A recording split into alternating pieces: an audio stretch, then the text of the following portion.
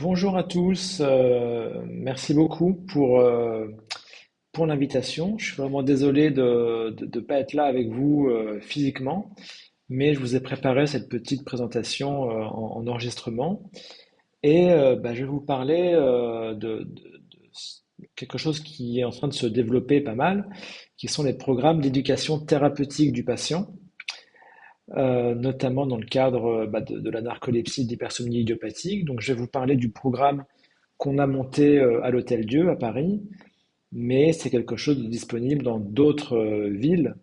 Je ne vais pas faire la liste parce que j'aurais peur de me tromper, mais voilà, ça se développe. C'est quelque chose d'assez formalisé. Vous voyez, il y a une définition pour l'OMS. Ces ETP, c'est un processus continu intégré aux soins visant à aider les patients à acquérir ou maintenir les compétences dont ils ont besoin pour gérer au mieux leur vie avec une maladie chronique. Alors, les maladies qui sont concernées habituellement par ça, la première, historiquement, ça a été le diabète. Et puis les autres maladies qu'on trouve habituellement, c'est l'asthme, la bronchopneumopathie chronique obstructive qui se développe après avoir fumé, l'hypertension, épilepsie, mucoviscidose, VIH, etc. Ce que ces maladies ont en commun, ce sont des maladies qui sont chroniques, forcément, avec un traitement au long cours, une part d'autogestion par le patient qui doit acquérir un peu des connaissances et puis des savoir-faire, des complications possibles mais qui sont évitables, et puis des conséquences sur la qualité de vie. Donc, vous voyez bien que tout cela correspond bien également à la fois à la narcolepsie et à l'hypersomnie idiopathique. Je vais vous parler du programme qu'on a monté nous. Alors, on a fait le choix qui peut être discuté que notre programme concerne à la fois la narcolepsie et l'hypersomnie idiopathique. Pardon pour la petite faute de frappe. C'est pas forcément définitif. On a fait ça pour l'instant, mais on peut encore changer. On a mélangé les deux parce que c'est vrai qu'il y a pas mal de symptômes en commun. Les traitements sont globalement communs. C'est les mêmes médicaments, hein, à peu près. Bon, mais il y a quand même des différences, bien sûr, notamment sur les horaires d'atelier. Les patients narcoleptiques souvent préfèrent que les ateliers aient lieu le matin. Et dans le cas de l'hypersomnie idiopathique, les patients préfèrent quand même que ça ait lieu l'après-midi à cause de l'inertie de sommeil le matin.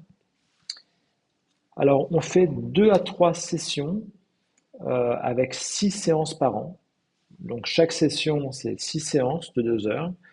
Et c'est à chaque fois un groupe d'une quinzaine de patients. Et c'est pour les patients suivis dans notre centre. Quel est le programme? En fait, c'est un programme qui est commun à tous les ETP, hein, dans toutes les maladies, c'est ça. On commence par ce qu'on appelle le bilan éducatif partagé. C'est quelque chose d'individuel, pas en groupe, juste le patient.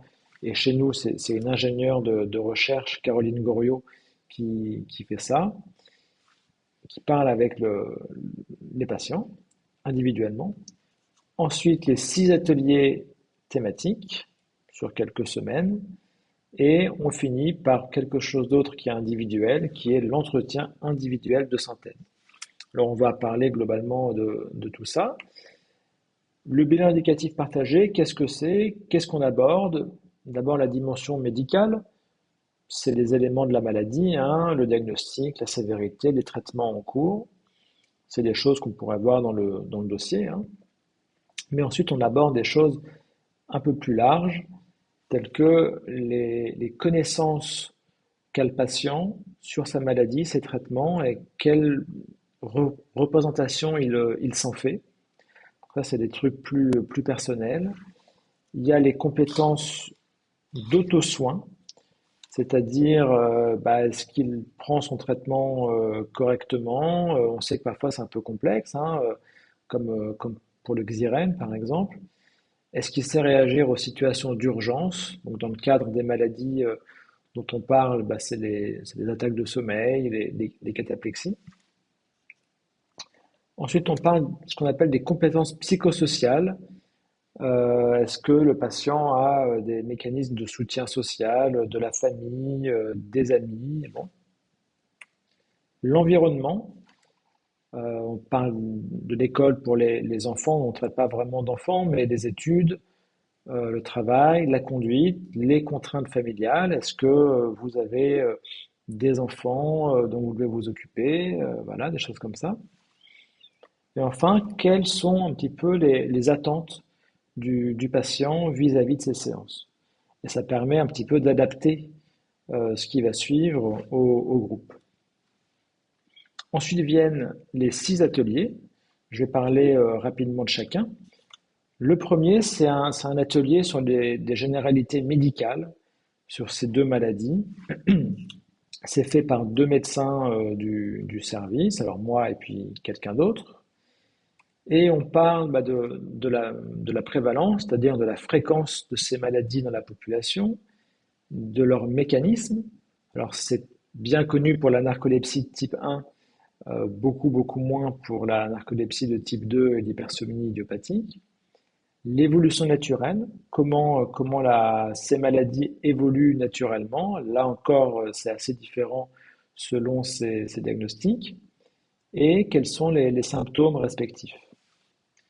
Comment est-ce qu'on fait ça? Alors, vous savez, dans ces ETP, l'idée, c'est vraiment de faire des choses un peu interactives, des jeux, des choses comme ça, parce qu'il y a beaucoup de gens qui mémorisent davantage ainsi.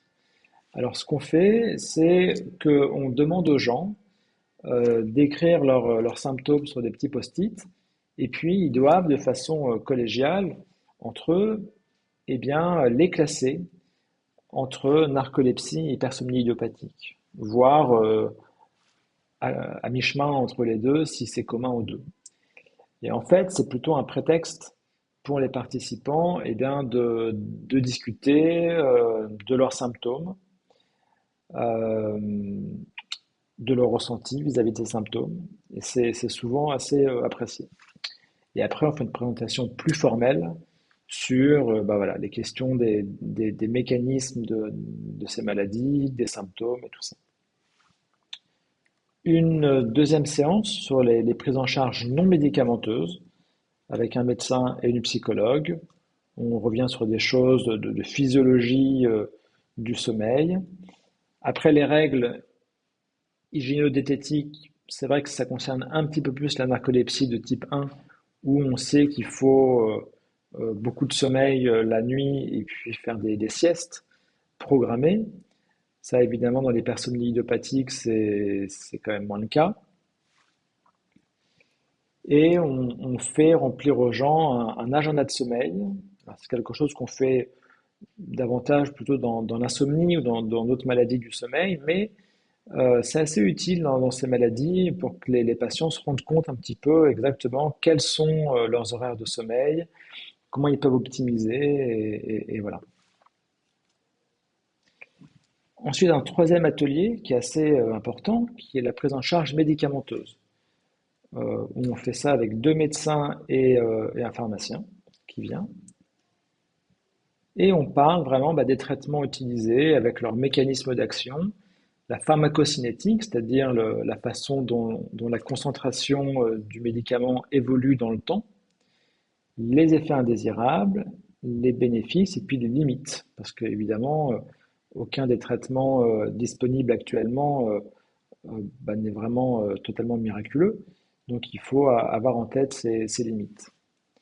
Et comment on fait ça? Bah, on refait un petit jeu où les gens, pour chaque médicament, doivent coller des post-it. Alors, post-it vert pour les effets positifs et post-it orange pour les effets indésirables. Et là aussi, c'est assez intéressant, y compris pour les soignants, parce on découvre parfois des effets indésirables assez significatifs pour les patients. Et après, on fait une présentation un petit peu plus formelle, où on décrit de façon plus académique les différents traitements et c'est souvent assez apprécié. Une quatrième séance, famille et société, avec un médecin du service et un médecin psychiatre sexologue. Et on parle eh bien, de vie de famille, de couple, vie sociale, vie sexuelle, parentalité avec contraception, grossesse, allaitement. Et alors on fait un petit jeu avec des questions, vrai, faux. Alors, vous voyez là on a mis le mode diminue la fertilité, c'est faux a priori, c'est faux. On peut donner à ses enfants un peu de son mode avant un contrôle d'école, à l'école. Bon. Et les gens gagnent des points. Et puis après, ce qu'on fait, c'est qu'on montre comme ça, je ne sais pas si vous voyez bien, mais des résultats d'enquêtes qui ont été publiés hein, dans des revues médicales, où on a interrogé des patients sur des aspects de leur vie.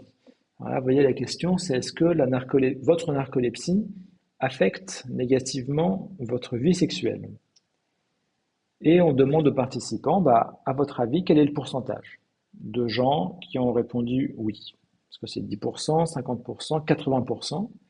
Les gens écrivent sur un petit tableau et après, on donne la réponse. Là, vous voyez, c'est 81%. Pourquoi on fait ça? Bah, en fait, c'est un prétexte pour que chacun, s'il le veut, bien sûr, parle de son expérience.